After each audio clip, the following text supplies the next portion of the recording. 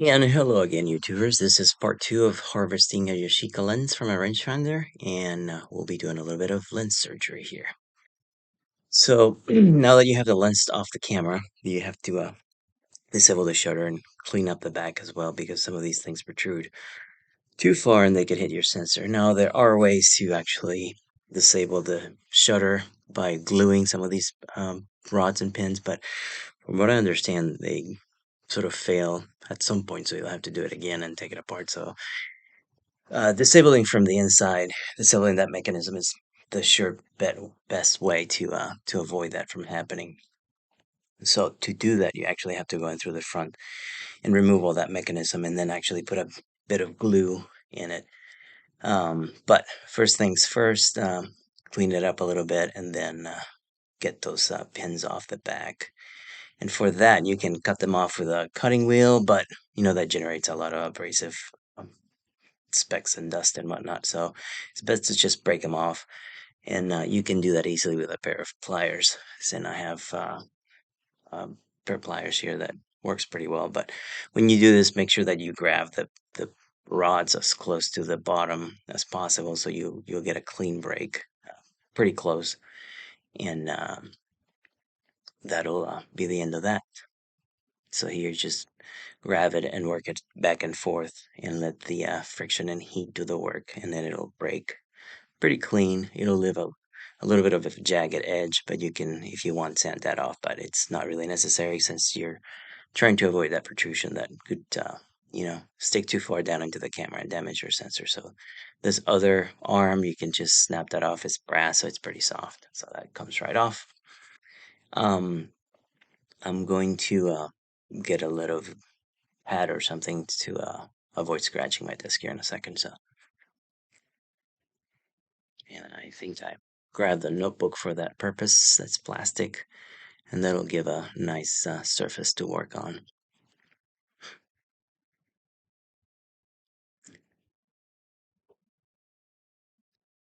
There we go. Put all your tools back in place, and then you're ready to work. Now, if you don't have a lens wrench, you might want to invest in one. It makes the job a lot easier to do. They're not very expensive, but this will make this very easy to remove this retaining ring. So adjust the length and then lock it in place. And then twist very carefully not to jump the edges, because then you can scratch the lens or the retaining ring. And once it's broken loose, it should be a bit easier to manage. There's a bit of dust and debris on the threads on here, so it makes it a little bit more difficult to remove. But just take your time, and like I said, be very careful not to hit the lens with this very sharp metal tool. Once it's loose enough, you can try and use your fingers or your fingernails and spin it around. It's pretty dirty, so if you have one of these rubber grommets or stoppers, you can use that. But just be mindful that you don't hit the lens if it sticks out too far, because if there's any dust or anything abrasive on the rubber, you can actually damage the coating, and then there goes your lens. So this is pretty far down, so you can use it, but just use your hands, probably the best, and you can clean the lens afterwards with a little bit of lens cleaner. There's another housing here that holds the elements in place, and again, you have to use your lens wrench or spanner, reset the width, line it up with the grooves, lock it in place again, and then twist off. Again, being very careful not to hit the lens.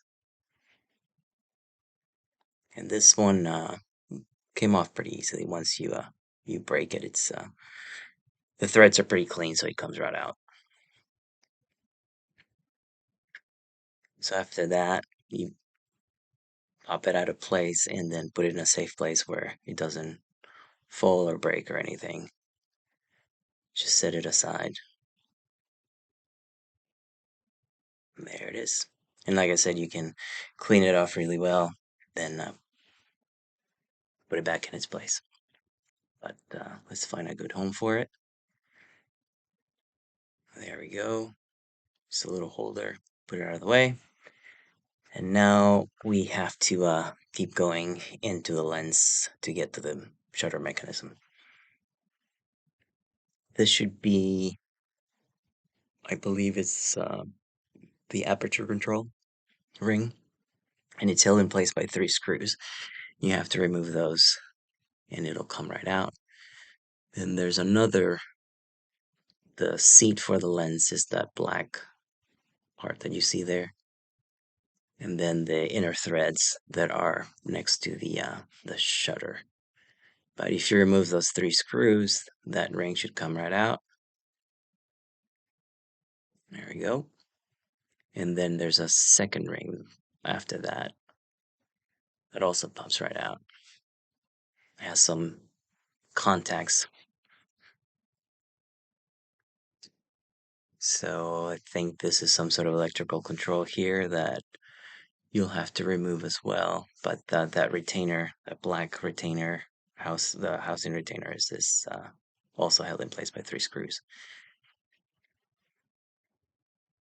Now, there are other videos that I found on the internet doing the exact same thing, but I believe that they're in Chinese. You can follow them, but I mean, if you speak Chinese, that's great, but I don't. So I was just looking at it and trying to figure it out. And they do actually sell a kit for some sort of mount out of this video, and the link is there. And I actually tried to go to the website.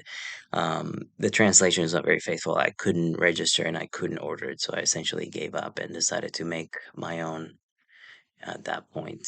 I think it's Taobao or something like that. If anybody has tried and been successful in ordering it, let me know because that would be very nice to have. There's also quite a few good reviews of these lenses if you're interested in their performance. Anyway, so remove all these electrical contacts and strips and whatnot, circuit board, to get to where you need to go here. But again, be careful not to drop anything into the shutter mechanism because if the blades get stuck, then you make locking them in place a little bit more difficult. So get all that out of the way. There should be some screws holding it in place. You can cut it off if there's a wire holding it. And the wires that were coming out of the back, you can actually fish them out once you get to the mechanism. You can, just pull them out with a pair of tweezers and then come right out. That way it makes the back look a lot better. There is a brass retainer here that it's kind of hard to see, but it's there. It's kind of a very, very flat nut that has a few threads in it. So for that, you use the pointed end of your lens wrench.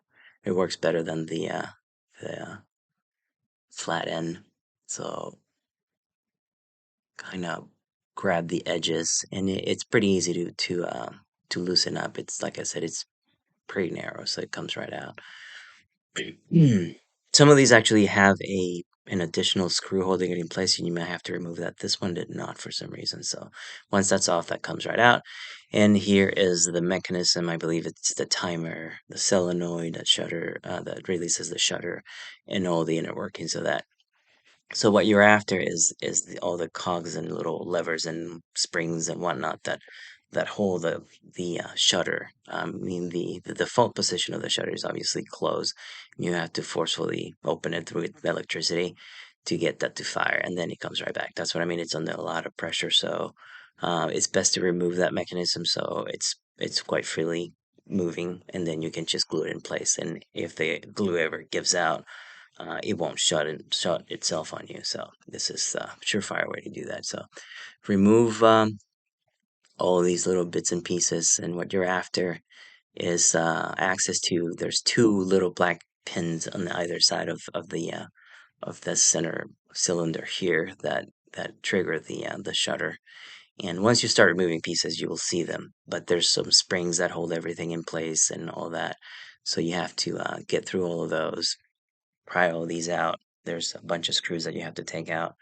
And if in doubt, just keep unscrewing things. I mean, you can't damage it anyway, any more than you have already. So, um, plus, taking all these pieces out makes the lens even a little lighter. So, because it's pretty heavy.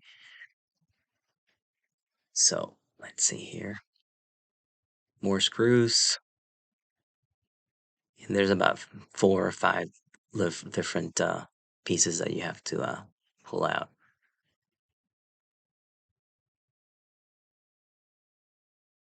And then there's one final, like, metal clip that holds a little bit of tension in as well. You can bend that out of place, and then pry open the shutter by moving those little pins, and then take a dab of epoxy, like a drop will do it, and just put it in that little well, and that should take care of it. And here I'm getting to that. Just take your time and study the mechanism so you see what the moving pieces are and what you need to remove in order to release those pins. I think that might be the last piece right there.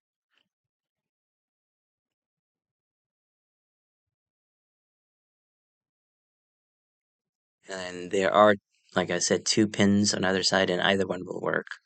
You don't have to do both, just do one. Just don't drop any glue in the apertures because then that could be messy.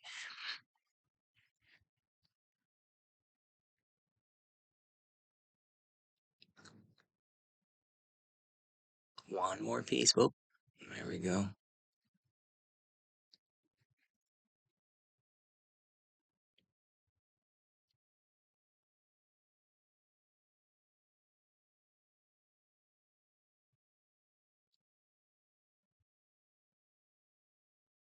I believe at this point I can see the pins and you can see the shutter moving. It's a little looser now. There we go.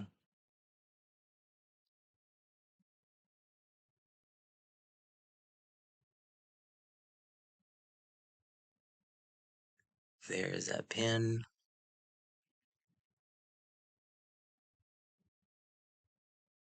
And you can kind of see that little metal retainer on the other side that's still in the way. Yep. All right.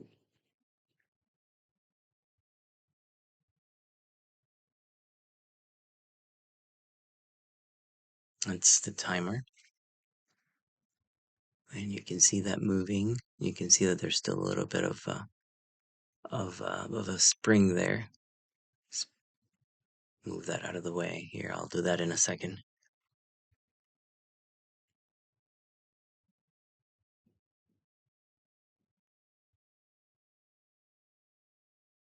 There we go. It's moving. You can see that on the opposite end, moving back and forth.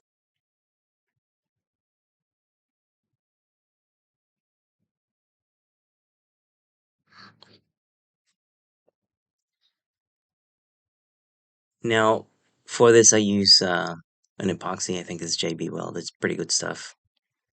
Just make sure that you mix them in equal parts. Some of these, one of the components is a little bit more viscous than the other one, so it tends to one comes out faster than the other. So just make sure that you get equal amounts of both, and you'll see that here in a minute when I try to squeeze it out. Like a bunch of only one comes out, and it's not really what you need because then it would be soft and it won't cure properly. So try it again, get to equal parts, then mix it really well.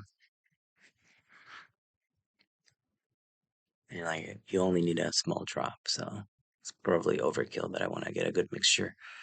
Nice homogeneous 2-part epoxy.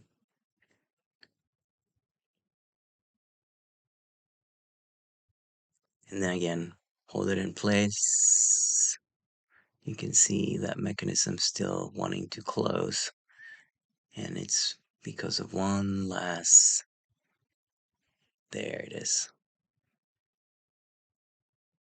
Now it stays open. Now glue it in place.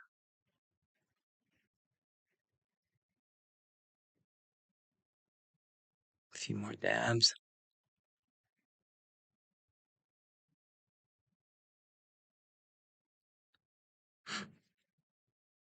And then gotta wait for that epoxy to cure. Make sure that it's open. Can tuck that out of the way so it's not triggering anything. And now we wait. While that cures, I'll show a few shots that I took with it. There's a sort of macro with an extension tube. Really sharp